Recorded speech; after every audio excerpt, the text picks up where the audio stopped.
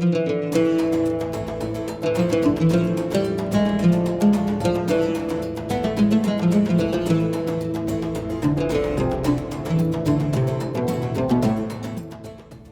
আলাইকুম ওরহমতুল্লাহি ওবারাকাতু। সুপ্রিয় দর্শক, সময় টেলিভিশনের বিশেষ আয়োজন ইসলামী অর্থনীতি অনুষ্ঠানে সবাইকে স্বাগত জানাচ্ছি। আমি মুফতি আবদুল্লাহ তামিম। দর্শক, বর্তমান বিশ্বে ও জাতীয় প্রেক্ষাপটে ইসলামী অর্থনীতি ও শরিয়া ভিত্তিক ব্যাংকিংয়ের গুরুত্ব দিন দিন বেড়েই চলছে। বিশেষ এই পর্বে আজ আমরা আলোচনা করব হালাল ইনকামে ফাইন্যান্সিয়াল ফ্রিডম অর্জনে ইসলামের নির্দেশনা। এ বিষয়ে গুরুত্বপূর্ণ আলোচনার জন্য আমার সঙ্গে উপস্থিত আছেন দুইজন সম্মানিত আলোচক। আমার সাথে আছেন বাহরাইনের এওফি সার্টিফাইড শরিয়া অ্যাডভাইজার, মিরপুর ঢাকার দারুল হাবিব মাদ্রাসার মুহাদ্দিস মুফতি সাআদ আব্দুল্লাহ কাসিমি। আসসালামু আলাইকুম ওয়া রাহমাতুল্লাহি ওয়া বারাকাতুহু। এছাড়াও উপস্থিত আছেন খাস ফুড লিমিটেডের ব্যবস্থাপনা পরিচালক হাবিবুল মুস্তফা আরমান। আসসালামু আলাইকুম ওয়া রাহমাতুল্লাহি ওয়া বারাকাতুহু। প্রথমেই মুফতি সাআদ আব্দুল্লাহ কাসিমি, আপনার কাছে জানতে চাই, কোরআন হাদিসে হালাল উপার্জনের গুরুত্ব কিভাবে বর্ণিত হয়েছে, এ বিষয়ে একটু বলবেন আমাদেরকে। আল্লাহ সুবহানাহু ওয়া তাআলা আমাদেরকে পৃথিবীতে জীবিকা নির্বাহের সকল ব্যবস্থা করে দিয়েছেন। আল্লাহ রাসূল সাল্লাল্লাহু আলাইহি ওয়াসাল্লামের একটা বিশেষ হাদিস, খুব প্রসিদ্ধ হাদিস, ইন্নাল্লাহা তাইয়্যিবুন লা ইয়াকবালু ইল্লা তাইয়্যিবান। আল্লাহ তাআলা পবিত্র এবং আল্লাহ সুবহানাহু ওয়া তাআলা পবিত্র ছাড়া কোনো কিছুকে গ্রহণ করেন না। ওয়া ইন্নাল্লাহা আমারাল মুমিনিন বিমা আমারা বিহিল মুরসালিন। আল্লাহ সুবহানাহু ওয়া তাআলা হালাল হারাম বিষয়ে মুমিনদেরকে ওইটাই নির্দেশনা দিয়েছেন যেটা তিনি আগেকার পূর্বেকার নবী রাসূলদেরকে তিনি যেই নির্দেশ দিয়েছিলেন। এটা কি? আল্লাহ তাআলা পবিত্র কালামে ইরশাদ করতেছে, ইয়া আইয়ুহার রাসূল কুলু মিনাত তাইয়্যিবাতি ওয়া আমালু সালিহা। হে নবী রাসূলগণ, আপনারা উত্তম জিনিস আহার করেন এবং নেক আমল করেন, এবং পাশাপাশি হারামের যে ভয়াবহতা এই ব্যাপারেও আল্লাহ রাসূল আমাদেরকে সতর্ক করেছেন। একটা দৃষ্টান্ত এভাবে উপস্থাপন করেছেন যে কোনো ব্যক্তি লম্বা সফর থেকে ফিরে এলো, তার শরীর ধুলোমলিন, মাথা উস্কো খুস্কো, তো এই মুহূর্তে সে কেঁদে কেটে আল্লাহ তাআলার কাছে দোয়া করতেছে। তো স্বাভাবিকভাবে অসহায় অবস্থায় ইখলাসের সাথে দোয়া করলে আল্লাহ তাআলা দ্রুত কবুল করেন, তো সে দোয়া করতেছে। তো আল্লাহ রাসূল বলতেছেন, সে তো দোয়া করতেছে ঠিক আছে, কিন্তু ওয়া মাতআমুহু হারাম ওয়া মাশরাবুহু হারাম ওয়া মালবাসুহু হারাম ওয়া গুযিয়া বিল হারাম ফাআন্না ইউস্তাজাবু লিযালিক। তার খাদ্য হারাম, পানীয় হারাম, পোশাক পরিচ্ছদ হারাম, এবং তার গোটা শরীরটাই হারাম দ্বারা গঠিত। এই দোয়া কীভাবে কবুল হবে? অর্থাৎ আল্লাহ রাসূল এটা বুঝাইতে চাইলেন যে এই দোয়া তো কবুল হবে না।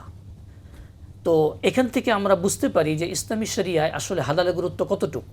জনাব হাবিবুল মুস্তফা আরমান ভাই, আপনার কাছে জানতে চাই, একজন মানুষ কিভাবে পরিকল্পিত সঞ্চয় ও বিনিয়োগের মাধ্যমে নিজের ফাইন্যান্সিয়াল ফ্রিডম তৈরি করতে পারে, এ বিষয়ে আপনি একটু বলবেন। প্রথমত হচ্ছে কি, আমরা যেহেতু মুসলমান, সো আমাদের প্রত্যেকেরই আসলে জীবন তো হবে আখিরাতমুখী। সো আমরা আমাদের জীবন জীবিকা প্রত্যেকটা জিনিস নির্বাহ করব যাতে আমরা আমাদের যে আলটিমেট যে ডেস্টিনি, আমাদের লক্ষ্য, সেটাকে যাতে হাসিল করতে পারি। তো সেটার মধ্যে একটা অন্যতম অংশ হচ্ছে আমাদের উপার্জন। তো আমরা যেই উপার্জনের মধ্য দিয়ে যাই না কেন, সেটা হইতে হবে হালাল। সো সেই হালাল উপার্জন করতে গেলে সবার প্রথমে যে জিনিসটা আমাদের লক্ষ্য রাখতে হবে যে আমাদেরকে আসলে তুষ্টি, আমাদের সন্তুষ্টিটা, অল্প তুষ্ট থাকার যে একটা প্রবণতা, সেটা আগে নিশ্চিত করতে হবে। এরপরে যে আসে যে আমার যেটুকু হালাল উপার্জন আছে সেটাকে আমি কীভাবে করে বহুগুণে বর্ধিত করতে পারি সেটার পরিকল্পনা করা।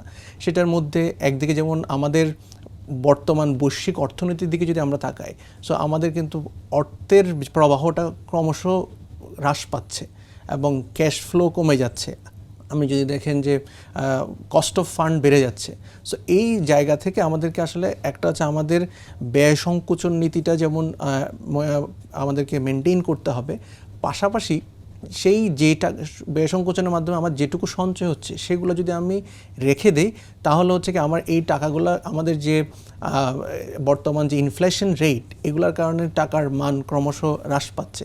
তো তাহলে এই ইনফ্লেশন রেটকে বিট করার জন্য আমরা যেটা করতে পারি, আমরা হালাল ইনভেস্টমেন্টের অপরচুনিটি খুঁজতে পারি। আমরা বিভিন্ন ধরনের যেখানে গেলে আমি হালালভাবে শরিয়াসম্মতভাবে বিভিন্ন ইনভেস্টমেন্ট অপরচুনিটি এক্সপ্লোর করা, এই এক্সপ্লোর করে আমার আমার যে ইনভেস্টমেন্ট অ্যাপিটাইট আছে সেটা অনুযায়ী আমি ইনভেস্ট করতে পারি। এবং এটার ক্ষেত্রে আবার একটু খেয়াল রাখতে হবে, নিয়মিত বিরতিতে তাকে এটা চেক ব্যাক করতে হবে আমি যেই জায়গায় ইনভেস্ট করতেছি সেগুলা আমি যে অবজেক্টিভ থেকে এই ইনভেস্টমেন্টটা করছি সেটা কি রাইট ট্র্যাকে আছে কি নাই, যদি না হয় সেক্ষেত্রে পোর্টফোলিওটাকে রিডিজাইন করা অথবা উইথড্র করা, রিইনভেস্ট করা, এই জায়গা এইভাবে করে আমি মনে করি যে, এবং এই টোটাল জিনিসটাই হইতে হবে একটা টার্গেটেড ওয়েতে, যে আমি কি করতে চাই বা আমি যে এই ইনকাম, এই ফাইন্যান্সিয়াল ফ্রিডমটা কবে বা কিভাবে অর্জন করতে চাই এবং আমার এখান থেকে আমার লক্ষ্য কি সেটা ডিফাইন করার মাধ্যমে দেন আমি আমার যে প্ল্যানিংটা সেটা যদি আমরা ওইভাবে করে ডিজাইন করতে পারি তাহলে আমরা মনে করি একটা আমাদের যে ফাইন্যান্সিয়াল ফ্রিডমের পথটা সহজ হবে। মুফতি সাদ আব্দুল্লাহ কাসেমি, আপনার কাছে এই বিষয়টাই আমরা একটু জানতে চাই। ফাইন্যান্সিয়াল ফ্রিডম অর্জনে মুসলমানের জন্য সবচেয়ে গুরুত্বপূর্ণ নৈতিক নীতিগুলো কি হতে পারে? প্রথমে এই বিষয় জানার আগে আমাদের যে জিনিসটা একটু বলে নেওয়া ভালো, সেটা হচ্ছে যে আমাদের হালাল হারাম বিষয়ে পর্যাপ্ত ইলম, জ্ঞান অর্জন করতে হবে। এটা প্রথম। হযরত ওমর রাদিয়াল্লাহু আনহু, ইসলামের দ্বিতীয় খলিফা, আমিরুল মুমিনিন, তিনি ওনার একটা প্রসিদ্ধ উক্তি আছে, লা ইয়াবি ফি সুকিনা ইল্লা মান ক্বাদ তাফাক্কাহা ফিদ-দীন। আমাদের বাজারে একমাত্র তারাই বিজনেস করতে পারবে, কেনাবেচা করতে পারবে, যাদের ফিকহ বিষয়ে, বাজার সংক্রান্ত বিষয়ে, লেনদেন বিষয়ে ভালো জ্ঞান অর্জন হয়েছে। অন্যথায় কি হবে? তিনিই বলতেছেন, ওয়া ইল্লা আকাল রিবা শাআ আম আবা। অন্যথায় তো নিজের অজান্তেই তিনি সুদে জড়িয়ে পড়বেন। তো প্রথমে আমাদের এই বিষয়ে পর্যাপ্ত ইলম অর্জন করতে হবে। নিজে পারলে ভালো, আর না হলে আমার বিজনেসে যেন একজন শরিয়া কনসালটেন্ট থাকে, এটা আমাকে ইনশিওর করতে হবে। এরপরে আমরা দেখতে পারি যে আমাদের এই ক্ষেত্রে সততা, বিশ্বস্ততা এটা অত্যন্ত দরকার। আর্থিক বরকতের জন্য, ফাইন্যান্সিয়াল ফ্রিডমের জন্য বিশ্বস্ততার একটা বিরাট গুরুত্ব আছে।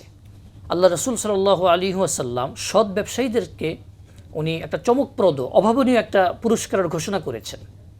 তিনি ইরশাদ করেছেন, আত-তাজিরুস সাদুকুল আমিন মা'আন নাবিয়্যিন ওয়াস-সিদ্দীকিন ওয়াশ-শুহাদা। সৎ এবং বিশ্বস্ত ব্যবসায়ীরা তাদের হাসর হবে নবীদের সাথে, সিদ্দিকিনদের সাথে, শহীদদের সাথে। সুবহানাল্লাহ। এরপরে আমরা দেখতে পারি যে আমাদের আর্থিক লেনদেনগুলো হতে হবে অত্যন্ত স্বচ্ছ। এরপরে আমরা যে শ্রম বা আমরা যেই মেহনত করতেছি, আমরা যে পেশাটা গ্রহণ করেছি, চাকরি, ব্যবসা, আমাদের এই পেশাটাকে সম্মান করতে হবে। পেশাটা হালাল হইতেই হবে, পাশাপাশি আমার এই কাজটাকে আমার নিজের সম্মান করতে হবে। তো আমরা এই বিষয়গুলোর পাশাপাশি কিছু আধ্যাত্মিক, যেমন আমরা দান সাদাকা, এটাও আমার আর্থিক বরকতের অনেক বড় একটা মাধ্যম, অনেক বড় একটা মাধ্যম। যে আল্লাহ রাসূল সাল্লাল্লাহু আলাইহি ওয়াসাল্লামকে আল্লাহ তাআলা নির্দেশ দিয়েছেন যে আপনি সাদাকা গ্রহণ করেন, এর মাধ্যমে আমরা পবিত্র হব। আল্লাহ রাসূল ইরশাদ করেছেন, তাসাদ্দাকু ফাইন্না সাদাকা তাফুক্কু আনকুমুল বালা। তোমার বেশি বেশি সাদাকা করো, কারণ সাদাকা তোমাদের থেকে বিপদ আপদ, দারিদ্র্য এগুলো দূর করে দিবে। এবং আরেকটা বিশেষ যেই গুণ আমাদের ভিতরে থাকা উচিত, এটার জন্য কৃতজ্ঞতাবোধ। প্রথমে আল্লাহ তাআলার কাছে, এরপরে আমার সমাজের আশপাশের মানুষদের কাছে প্রতিনিয়ত আমার শুকরিয়ার এই সিফাত, এই গুণ আমার ভিতরে থাকা উচিত। তো এই যাবতীয় বিষয়গুলো সামনে রাখলে আশা করা যায় ইনশাআল্লাহ আমাদের আর্থিক বরকত, ফাইন্যান্সিয়াল ফ্রিডমের বিষয়গুলো ইনশাআল্লাহ খুব সুন্দরভাবে সমাধান হবে। জি, অনেক অনেক ধন্যবাদ জনাব হাবিবুল মুস্তফা আরমান। আপনার কাছে জানতে চাই, বর্তমানে আমরা দেখতে পাই যে ফাইন্যান্সিয়াল ফ্রিডম অর্জনের ক্ষেত্রে বিনিয়োগের গুরুত্ব অনেক অনেক বেশি। তো ইসলামিক অর্থব্যবস্থায় বিনিয়োগ নিতে গেলে আমরা যারা হালাল উপায়ে ব্যবসা করতে চাই তাদের কি কি বাধার সম্মুখীন হতে হয়, এবং এই ক্ষেত্রে আর্থিক প্রতিষ্ঠান, ব্যাংক কি কি উদ্যোগ নিলে এই ব্যবস্থাপনাটা আরও সহজ হবে, সুন্দর হবে বলে মনে করেন? ফর্মাল মার্কেট বা ইনফর্মাল মার্কেট দুইটা জায়গাতেই যদি আমরা দেখি, এখানে এক ধরনের আস্থার সংকট আছে যে এখানে যখন একটা আমরা প্রফিট শেয়ারিংয়ের কথা বলতেছি তখনই চলে আসে যে আদৌ ধরেন আমরা প্রপার হিসাব নিকাশ মেনটেন হবে কিনা, বা সেখানে লাভ করেও লস দেখাবে কিনা, বা লাভ বেশি করে লাভ কম দেখাবে কিনা, এই ধরনের একটা আস্থার সংকট উভয় পক্ষে বিরাজমান। সো এখানে এটার পাশাপাশি আমাদের মধ্যে এক ধরনের গ্রিডও আসলে যোগ হয়, যে কারণে দেখা যাচ্ছে তখন গিয়ে তারা একটা হায়ার প্রফিটেবিলিটি এক্সপেক্ট করে।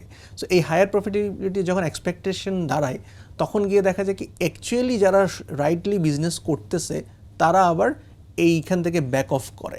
এবং এইখানে আরেকটা যে জিনিসটা ব্যাপার সেটা হচ্ছে কি যে আমাদের মধ্যে আসলে স্বচ্ছতার অভাব, যে আমরা আমাদের মধ্যে একটা রাইট ইন্টেনশনের জায়গাগুলো লিগেসি প্রবলেমের কারণে এইখানে এই ধরনের ইনভেস্টমেন্ট করার ক্ষেত্রে এক ধরনের জটিলতা বা প্রবলেম তৈরি হয়।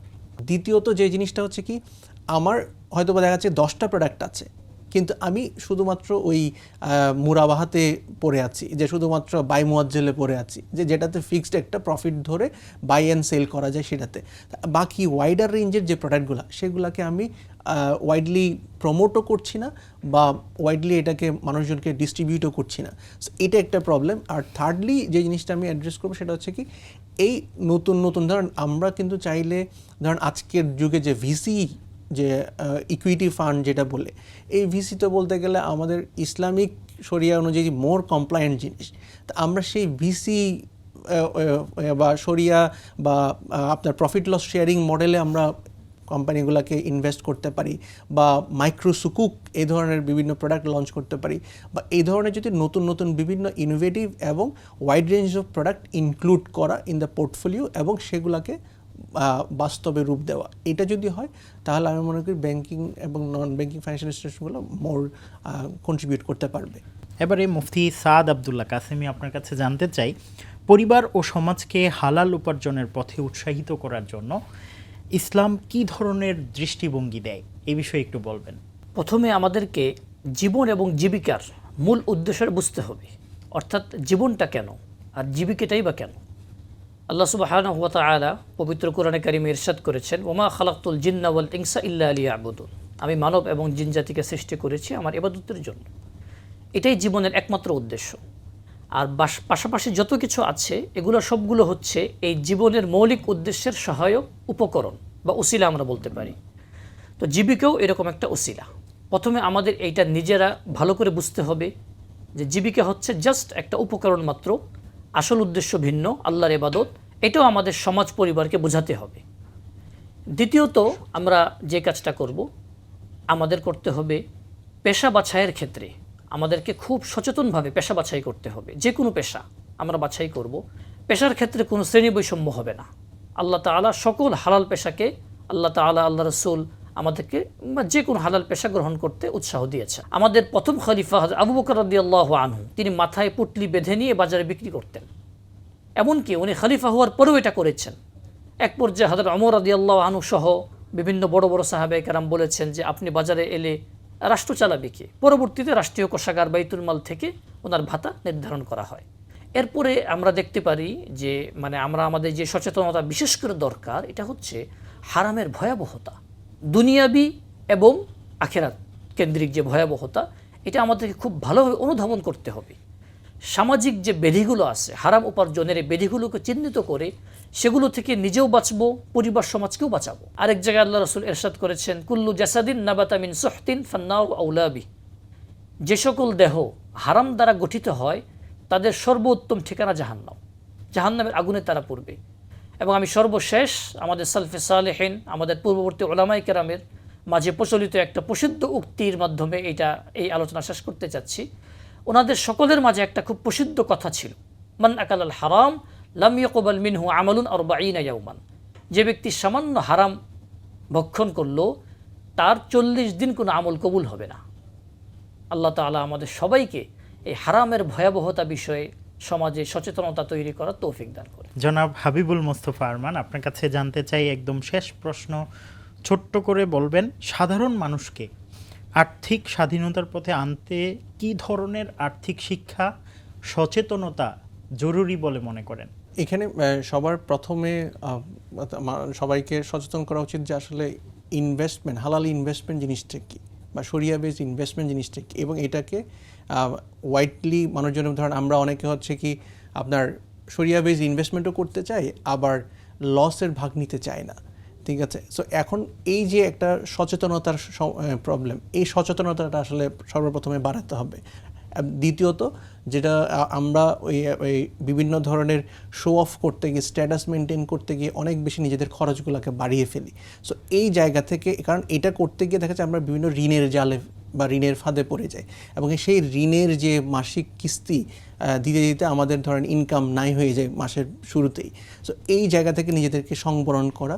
এবং তৃতীয়ত যে বিষয়টা বলবো হচ্ছে কি, আমাদেরকে অল্পে তুষ্টির জায়গাটা থাকতে হবে এবং নিজেদের একটা টার্গেটেড লাইফ লিড করা, যাতে করে আপনি প্রতি মাসে কিছু সেভিংস হওয়া এবং সেই সেভিংসগুলো নিয়মিতভাবে বিভিন্ন প্রফিটেবল খাতে ইনভেস্ট করা, যাতে করে আপনার স্বাভাবিক যে আপনার নিজস্ব যে ইনকাম আছে সেটার সাথে আরও বিভিন্ন ইনকামের উৎস তৈরি হয়। জি, অনেক অনেক ধন্যবাদ আপনাদেরকে সময় টেলিভিশনকে সময় দেওয়ার জন্যে। জি, আপনাকেও ধন্যবাদ আমাদেরকে এখানে ইনভাইট করার জন্য। আপনাকেও ধন্যবাদ। সুপ্রিয় দর্শক, এতক্ষণ পর্যন্ত আপনারা দেখছিলেন সময় টেলিভিশনের বিশেষ আয়োজন ইসলামী অর্থনীতি অনুষ্ঠান। আগামী অনুষ্ঠান দেখার আমন্ত্রণ জানিয়ে আজকের মতো বিদায় নিচ্ছি। সবাই ভালো থাকবেন, সুস্থ থাকবেন, সঙ্গেই থাকবেন সময়ের। আসসালামু আলাইকুম ওয়া রাহমাতুল্লাহি ওয়া বারাকাতুহু।